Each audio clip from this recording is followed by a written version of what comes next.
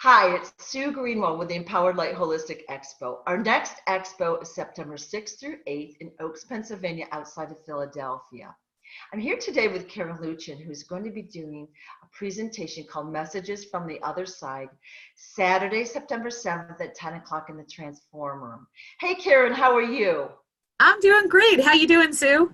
I'm doing great too. Can you tell us a little bit about Messages from the Other Side and maybe give us a little background about what you do and how you got started so people understand what they can get out of your talk? Okay, sure. Well, I am a spirit medium, and that means that I communicate with beings on the other side. So, loved ones in spirit, the angels, animals, and by the way, I do communicate with both live and deceased animals. And during the expo, what I'll be doing is I'll be hosting a gallery reading in which I will be bringing through loved ones in spirit for participants that are in the audience. And it's not that I choose who's coming through, the loved ones in spirit who choose who's coming through, and they get matched up with the people in the audience. And once we have a match in which they will do that by bringing through unique information about who they are, how they passed, where they lived, all kinds of information. And then with the match, then I can bring through the unique messages and personal messages for the loved ones that are there in the audience.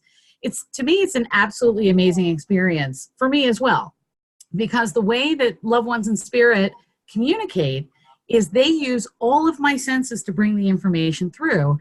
And it's from a first person perspective of the loved one who is communicating. So for instance, if someone's father was coming through, I would get images of what he looked like close to the time of his passing. And if he didn't like the way he looked, he may give me an earlier image, which is kind of funny. They will also give me information about houses they lived in, jobs they worked, hobbies, objects, all kinds of information. And it's used to help give identifying information so that the loved one that is in the audience can claim them. They use words and phrases. They give me physical indicators about how they had passed. And they also give me a really great feel for their personalities.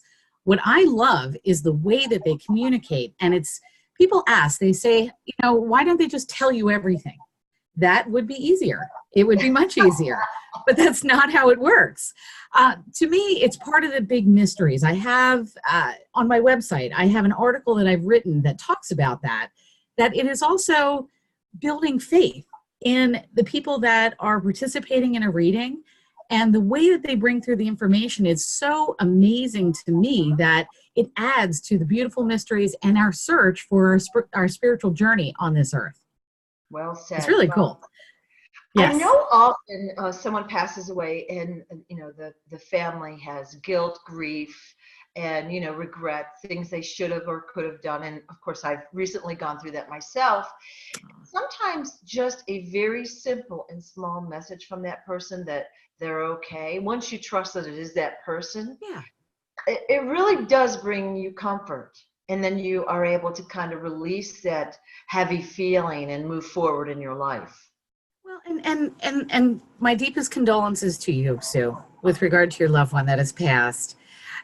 Our loved ones, what happens when they do cross over, and you had mentioned how people carry guilt. I should have done this. I should have done that.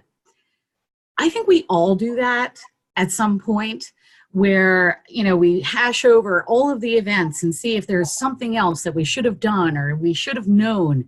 I even did that with my own father, who passed of a heart attack very suddenly. And I was 29 years old, and he had mentioned that he was getting a little tired right before his passing. And I beat myself up about that, thinking, oh, I should have known, I should have done something. But the biggest thing here is that we aren't God, and these things do happen. And even though I'm a medium, I don't always know everything. They don't tell me everything. And it's the same with everyone else. It's a way of processing our grief in a way when we kind of hash over everything that's going on. But learning how to release that grief is also in knowing that when it's our time, it's our time. And there's nothing that we can do about that. That's way above our pay grade, And the other thing that loved ones do, once they do cross over to the other side, they send us signs to let us know that they're doing okay.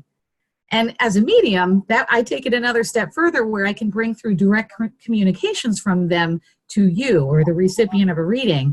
But everyday things that they do, they will send signs using butterflies or hummingbirds, cardinals, blue jays, all kinds of animals, all kinds of visual signs.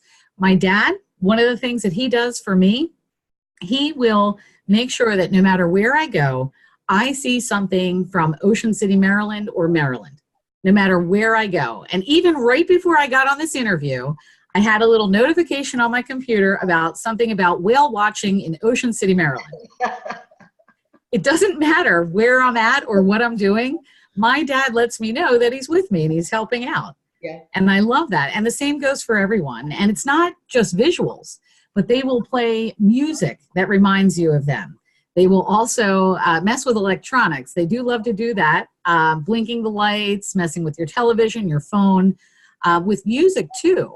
If you have music that plays in your head, I tell people that is not random.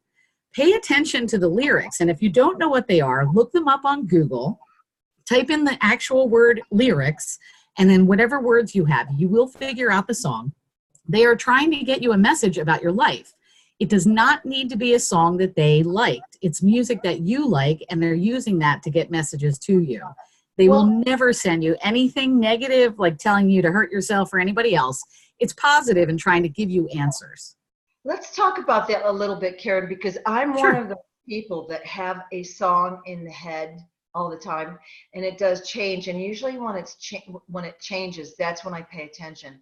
So I don't know if you know, I lead spiritual retreats, and often on the retreat, I'll tell people about that thing, and I'll say we need to listen to the messages. And so sometimes it's a song, I don't really know all of the words, but I try to decode it, like what is the message there? But I guess my question to you is, who's sending those songs? Oh, they are definitely your loved ones in spirit. Okay. They are my loved ones in spirit. And you can also ask. And when I say you can ask, you don't have to say it out loud, who's sending this? You can just think it. Our loved ones in spirit hear us when we think of them. So all you have to do is ask in your head, who is it that's sending me this message? And it could be the angels, it could be the loved ones in spirit, but whoever it is that you think of first is who it is. Okay. Okay? Absolutely. And they are trying to help you with your life. And usually, I will tell you this, parents, people that we're really, really close to, they usually volunteer to be a guardian angel to us. And because of that, they are helping us in that way. So they're sending music and messages to try to give you answers about your life. And I'll give you a funny instance. There was an event that I was going to do 2 years ago, and I was asking my guys and gals in spirit, should I book this event, like keep it, or I just got a kind of feeling like, should I change this event? And I sat there and I waited for the answer, and I got up and I was coming into the house, and I realized I was singing the song from the Brady Bunch, When It's Time to Change. And the lyrics are, when it's time to change, it's time to rearrange. Well, I ended up changing that venue, like doing a different show.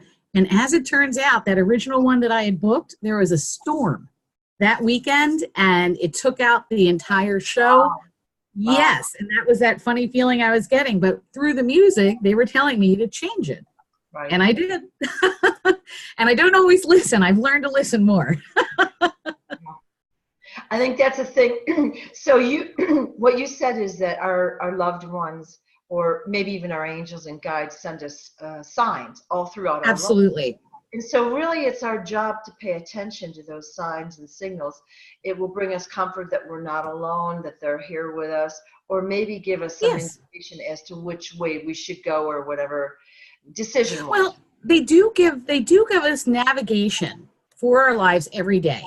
And this is one of the things, or one of the reasons, that I love to teach people. I love to teach people how to communicate with their loved ones in spirit. And you don't have to become a professional spirit medium to be able to do this.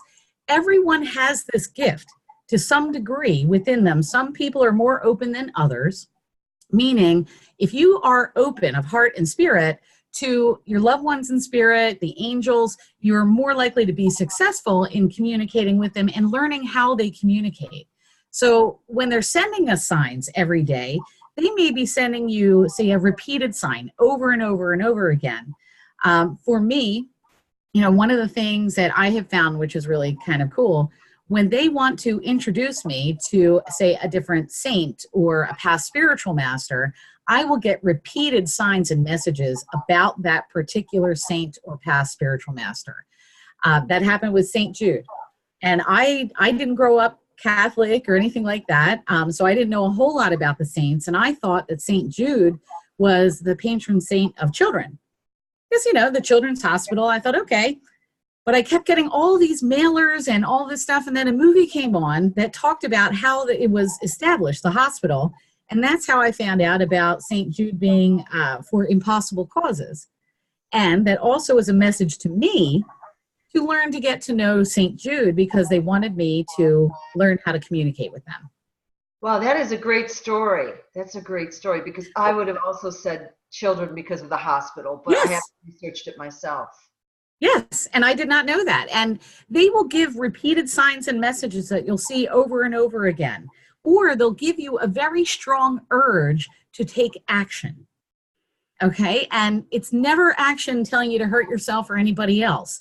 This is action to help you on your path, on your spiritual path. I will tell you this, though. Even though I communicate with my loved ones in spirit, God, the angels, past spiritual masters, they do not give me every single answer to my life, because I still need to learn and grow and have lessons that I go through.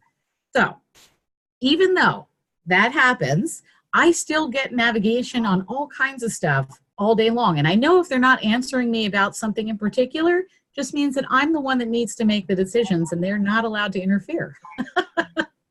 Well, let's talk a little bit about communications with the other side. So let's talk about maybe the different categories. Why don't we talk about communicating with angels, and then maybe the loved ones on the other side, and maybe even your spirit guides. How does the average person that, let's say, hasn't opened up to their abilities, just the regular person walking around planet Earth, how could they communicate with angels or their spirit guides? Well, one of the things that I teach people to do, there's many different ways that you can communicate with them, but like I had mentioned earlier, when you think of loved ones in spirit or the angels, they hear you. All you have to do is think of them, and you don't have to do any special mantra. You could just say, like, one of my favorites is Archangel Michael. I super love him. He's one of my buds, and I talk to him like he is my best friend. And I do the same thing with God too. Like, hey, Archangel Michael, I need your help. They do love it when we do communicate with them and talk with them. It's easy enough to be able to write a letter or to speak with them in our minds. They do hear us. The other part of it is recognizing their answers. That's the other part. Talking to them, that's the easy part. Getting the answers, that's a little more challenging. Where when I talked about teaching people how to communicate with loved ones in spirit, they use all of the senses. So the way that the angels will communicate and other ways that people can do things, they can do a meditation journey specifically to meet up with the angels and or loved ones in spirit, to talk to them, to ask them questions. And it could be a guided meditation, or sometimes you can find some online, like on YouTube, something like that, where you can take a guided meditation to meet up with your spirit guides, to find out who they are, to meet up with your loved ones, to get a communication across. One of the articles that I hope to be writing, hopefully this week, is about how you can write a letter to your loved ones in spirit and how they read that as you write it. So it's wonderful to, if you didn't have the opportunity to communicate what you wanted to with a loved one before they passed, write a letter. They will read that. And the way that they'll respond is by giving you signs that they are around. So it'll be things, like I said, with my father, things that will remind you of them. Ocean City, Maryland, for my father, that was his favorite place in the world. And that's why he uses that. But that's not the only thing that he uses. I will also smell a scent in the air that doesn't belong that reminds me of my father. My dad used to smoke, so I sometimes smell cigarette smoke when no one's smoking near me. I know that's my dad. Pennies from heaven. You hear about that, right? That I definitely know is my dad. So I tell people, if you are finding things like feathers or you're having cardinals behave in an unusual way, they're always around you, ask who it is. In your head, ask, who is this that is sending me this sign? The first person that you think of or being is who it is. Now, the angels, they love to send white feathers or feathers. I love those signs.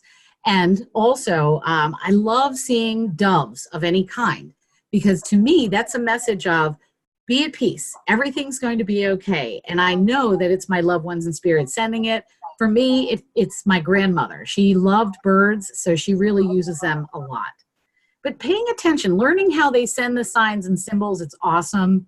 People have reported wonderful phenomenons. My mother's car, a few months ago, it called her father's phone, my mom's car. She was in the car, sitting in the car. She wasn't touching her phone. The car called her father's phone, and her father is in heaven. And she was like, oh my God, what's going on? It was great. But that is one of his ways of saying that he's around her. Right. Okay. Yes. And some people can feel when loved ones are around. Right. They sense that there's someone there.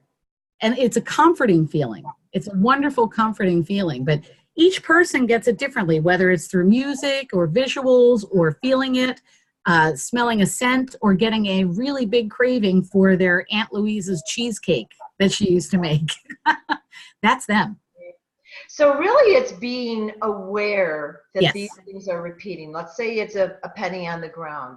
Yep. And then, so usually if I find a penny, I say thank you. And yes. then see the next one. It's like a breadcrumb trail. And then I know that there's someone with me or whatever it might be. Yes. And I will give you another example. My father used to be an electrician, and when he was here on Earth. He loves using electricity. So years ago, when I completed my master's degree after he had passed, on the day that I graduated, he blew out 3 lights in my house, 2 in the hallway and 1 in the kitchen in quick succession. It was pop, pop, pop. And I was like, oh my gosh, I know it's Dad, and I know he's super excited. Well, that is a great story. That is a great story. So basically, to summarize what you've just said, anyone can talk to their angels, yes. their loved ones in spirit, their spirit guides, whoever. And you don't need to do it verbally. You can do it in your head. In your head. Mm-hmm. Talk to them verbally, or you could write, and they will get the message. Oh, yes, absolutely. They will definitely get the message. Absolutely. They read whatever you write about them. They know, even when a loved one crosses over into heaven, we are there for our services that people hold for us, our life celebrations. We're there in spirit for those celebrations. Right. I've had so many people come through talking about the events that occurred during their celebrations and who spoke. It's wonderful. They are there, and they are with us after that much more than we think. And I tell people, your loved ones are around you all of the time, except for those ultra private moments. They don't want to see those, bathroom, bedroom. They don't want to see that. They don't. But they really, it's good to know, Sue. It's really good to know. It is good to know. It is good. It is good to know. But they are around us. And, they have an advantage over us in that they can see us and be with us a lot more than we are aware. And the reason that they're around, it's not that they're not enjoying heaven. They are. They love us. And they know that life on earth can be a little tough. So being around us, they're there to help us, to support us, and giving us signs that they're around.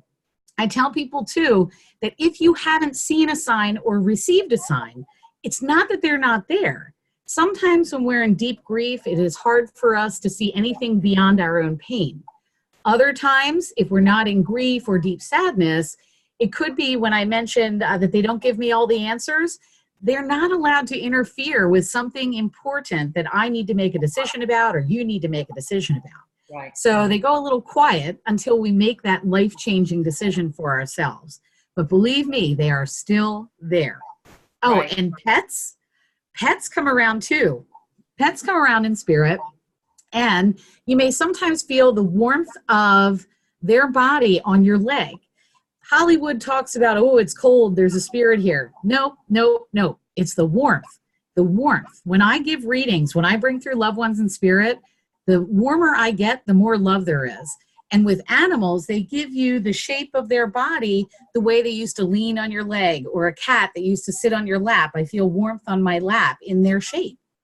And I've even had, I have cats now, but when I was laying in bed, I was reading a book and I heard and felt a cat jump on my bed. And I tipped the book down because I wanted to see which one it was, and it wasn't a living one. There was nobody there. It was one of my cats in spirit, and I felt the cat jump on the bed and I heard it. Okay, it's really cool. I had the same exact thing. I was laying in bed and a cat jumped on my bed, and I'm looking right there. There's no cat. Yes. And sat on my pillow, which, you know, they're not allowed to do. But it was not a cat. But you had one that would do that. But yeah, and I know that that particular cat, you know, is with me, and it was just like physically I could feel the footsteps in the indentation in the pillow. Yes. I watched it with my eyes, and I'm like, dude, you're not allowed on the pillow. There's no physical body there, you know? Yep.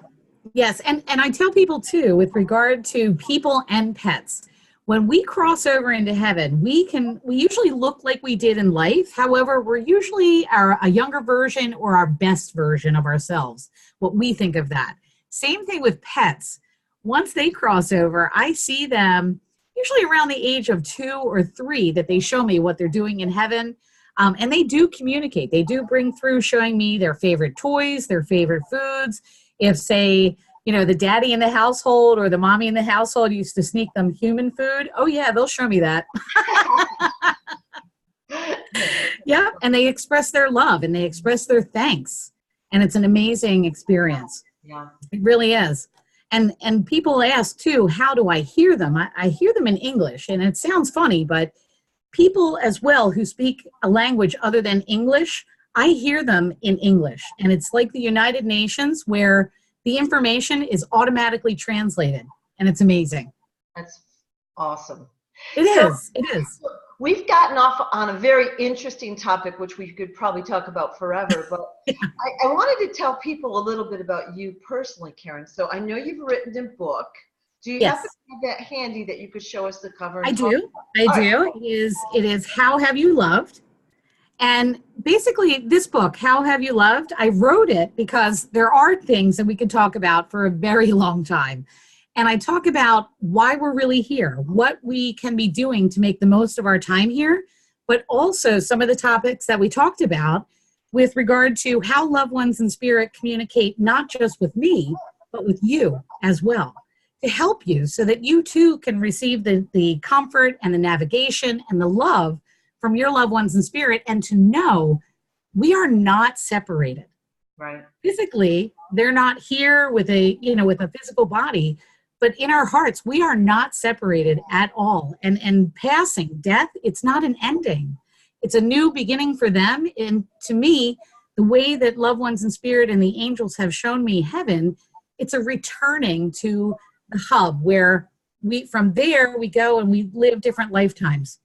People also ask, oh my goodness, is my loved one in spirit going to reincarnate prior to, my getting up there? And no, we usually wait and we regather. You had asked about me. One of the things that I tell people is that I didn't always know that I was a medium. All of us that are mediums, we have to wake up to our gifts. It's not something that you're born and you're like, yep, I know I'm a medium. That's not how it works. I was in my 30s when I woke up fully to my gifts. I had always known that I was different. I had communicated with loved ones in spirit, but I didn't think I was a medium because I thought that I had to see loved ones in spirit fully manifested like a ghost in front of me all the time to be a medium. Now, I've seen people fully manifested, but I didn't realize that I see them in my mind's eye. And once I had that last piece of information, I was like, oh my gosh, I've been doing this my whole life. And I did go and have training by some of the best mediums in the world. James Von Prague, Tony Stockwell, John Holland, to name a few of them. And yes, it's like a remembrance. When you go for training, to me, it was a remembrance, and it was absolutely amazing. It just fine-tuned everything that I was doing, and it helped me to open some other doors that helped me in my spiritual journey. And I absolutely, to me, this is an honor. It is an honor and a blessing to be able to help people in this way. And that's how I view it. It's amazing to be of service in this way. I Well, wouldn't trade it for the world. I know that people that you've worked with have been so grateful for your help because you just put them at ease again. And they're, like I said, it's like taking the burden off, the It guilt, does. the worry or the regret, you know? Well, not only that, but even just knowing that their loved ones are okay in heaven, that they are watching over them, that they are still a part of their life, that we're still connected. And they will even give specific references to events that are occurring currently and even events that are occurring in the future to let you know that they know a lot more about what's going on and to help you. I had a reading where there was a young man coming through, and he was talking about a friend of his here on earth, and that he was screeching his tires. Well, that, I have to tell you, the woman that was there for the reading, she contacted me right after the reading, after she talked to this young man. He had that happen, because he's not somebody that normally does that. That was actually happening while we were sitting for the reading. It was crazy. So he was with him as well as us. And he was trying to show that he was with his friend and was able to see things that were going on earth now. And that is such a comfort to people to know that they are still in existence. And they help us. Yeah, yeah. So, Yeah. so you're going to be doing this gallery reading, if you will. But now, I want to be clear. Not everyone in the room will get a Oh, person yes, through. that is correct. Not everybody. And you can't control who comes through or the messages that you receive. You just pass. Correct. But I tell people, one of the things that I tell people, well, there's a couple things I tell them. When you're in there, sitting in there in a gallery reading, even if I'm giving a direct reading or a direct message to one person, don't tune out, because there are messages within the messages. All of the words that they have me use, everything that they bring through, it is meant to help many, not just one in a gallery reading. And you even receive comfort and closure in hearing about what happens in heaven. And that helps too. It's amazing. And I tell people, just keep an open mind. And I keep it open as to who is coming through. And that helps, because I don't control them. I do not at all. I open myself to what they're bringing. I give the descriptions of the people coming through. And then we get a match. Because of the unique information that they're bringing, they will pinpoint exactly who they belong to. And the loved one in spirit in the audience claims them, and then they bring a direct message to them. It's really cool. I've noticed in past gallery readings that I have that generally the group that gathers and the messages that are received, there's a theme there. Yes, there is. So every time is different. Like there might be a theme of what I can't even give you an example. Oh, I can give you a few, because I've had many. Yeah. One night I was doing an evening with spirit, and one night I had a lot of people coming through that were police officers in their lifetime. I must have had 7 or 8 of them come through. One of the first gallery readings I ever did. This was so amazing. The people did not know each other. There were a few people that were there, and they did not know each other, but they knew the same person that was coming through in spirit. And they bonded. And I've had other ones where one half of the room had people who had passed from lymphoma, which is a very specific blood cancer. The other half of the room, and it was split right down the middle, the other half of the room had people that had died under mysterious circumstances, and they were looking for answers. It's amazing. It's amazing. Sometimes you'll have all moms that come through, or all dads, or artists. There's always a theme, and there's always messages in there to help people receive healing, not just the direct recipient. It's amazing. That's what I love, because it is so incredibly interesting to me. It always has been what's happening, behind the scenes, if you will, of our life here. But the fact that these messages are so cohesive and like if you were just to sit back and watch the whole, hour-long event, you're going to notice the pattern. So Oh, that's and I like very to tell good. people too that they do not bring through anything that would be hurtful or embarrassing. Like in a group situation, they're not going to embarrass you. Right. They're there to share their love. And this is how all of this works. It works through love. And it's their love for you and my love of being able to do this. And it's just love that flows and your love for them. It flows through and they want to help you.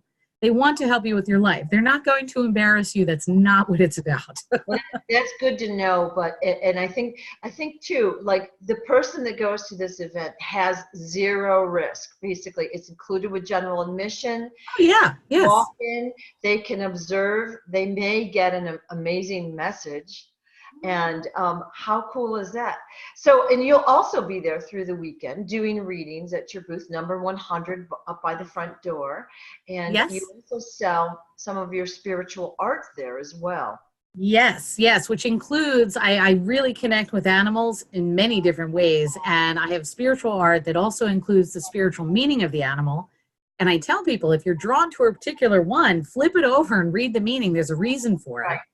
I have specials on my art and I have specials on my book, How Have You Loved? And I am booking readings during the event on Friday, Saturday, and Sunday. And it does book up fast, which is great. Lots of people love to hear from their loved ones. To me, the whole expo is an amazing experience. There's a lot of wonderful people there, a lot of opportunities for free lectures. I know you have a lot of special guests that will be there as well. It's a great weekend. I end up buying crystals from a lot of the vendors. It's hard because when you're actually working, you don't get a chance to shop or fool around. It is hard. It is hard. I hardly get a chance to lift my head up. I didn't get a chance to make it down the row half the time, so I sometimes don't even get to see the vendors, but I do like to fool around and look and see what they have. It's very interesting stuff. There's a lot of great vendors that are there. They have a lot of wonderful offerings. And with the staff at my booth, I give them the opportunity to walk around and see the show during their breaks. Yeah. Well, it is a really great networking opportunity as well. Yes. The attendee will not only get to shop, hear great lectures, all included in the price. They can maybe see some featured speakers. They're all international speakers, which is great that they're here on the East Coast. But it's also a way to meet like-minded people and get that feeling of community and connection. Oh, absolutely. And a lot of us, we are from all over the place, but I'm local. I'm based in Horsham, Pennsylvania. I know there's a lot of other vendors that are local as well, but you do bring in, like you had mentioned, some of your international guests. I'm international too, but my home base is Horsham. Yeah. We have there's a lot of great vendors. Every expo is different with the speakers and the vendors and where they're coming from, but they do come from all around the country, and it's a pretty good variety. I do try to bring in, I try to screen people and bring in just so many of each category, so it's interesting. And everyone is unified towards being of service and sharing the love. And to me, it's a wonderful weekend. I absolutely enjoy it. I wouldn't be coming back every year that I love it every year.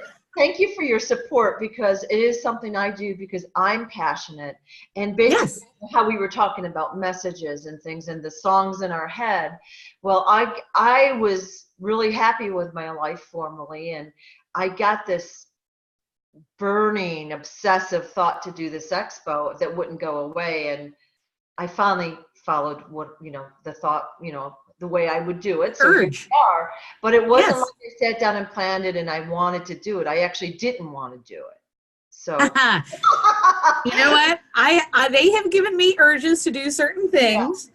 And those are ones that you cannot ignore. Yes. And and the longer you ignore it, the stronger the urge will get. So they almost make it to the point that you can't ignore them. Kicking you in the butt, like, get moving, Sue. So I finally did, and here we are. And are you grateful that you listened to that urge? Because I know I'm grateful. I am. I mean, at first it was like I kind of had a little resentment and like, oh, I'm too busy, blah, blah, blah.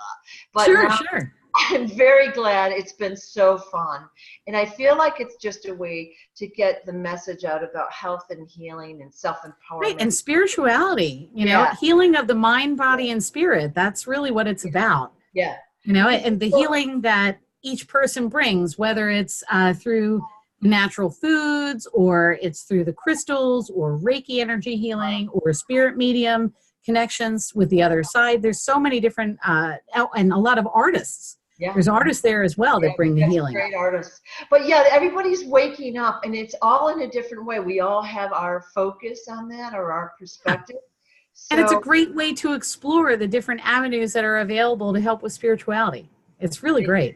it's about, again, about that connection and support. So you're going to meet some friends there. You'll have conversations. Hopefully you keep in touch, or you'll meet a great practitioner or vendor and you'll Yeah. be with them. So And don't forget the shopping. yeah. The shopping's Shopping is great fun. too. I usually do try to limit my shopping expense because I'm a little bit. I can't help myself. Yeah. It's great. Yeah, there's a lot of wonderful options that are there, and it's nice to have Okay. everything under one roof. It really is. Yes. Well, thank you for your support. I appreciate that. And thank you. For those that are watching, Karen will be speaking 10 o'clock Saturday, September 7th in the Transform Room, the big room. It is included with your general admission. And she'll be speaking, and like she said, she gets booked up very quickly. So if you're able to come on Friday, that would probably be the easiest time to get a reading with her. We start at 4 o'clock on Friday. So she's got more availability then than after her talk. So. Yes. Well, and if people want to learn a little bit more about me prior to the expo, my website is Healing Spirit with Love. So HealingSpiritWithLove. So Healing Spirit with Love. You can learn a little bit more about me as well as how your loved ones in spirit communicate with you. I have more than 100 articles out there under my inspirational blog page that'll tell you all kinds of things about heaven, about life on earth, and how to live your best life. Great. Well, thank you so much for your time, Karen. It was great seeing you again. Oh, thank you. You too, Sue. And I just saw a cardinal fly by the window. Oh, cool. Thanks so much. I'll see you soon. You got it. Thank you, Sue. Bye-bye.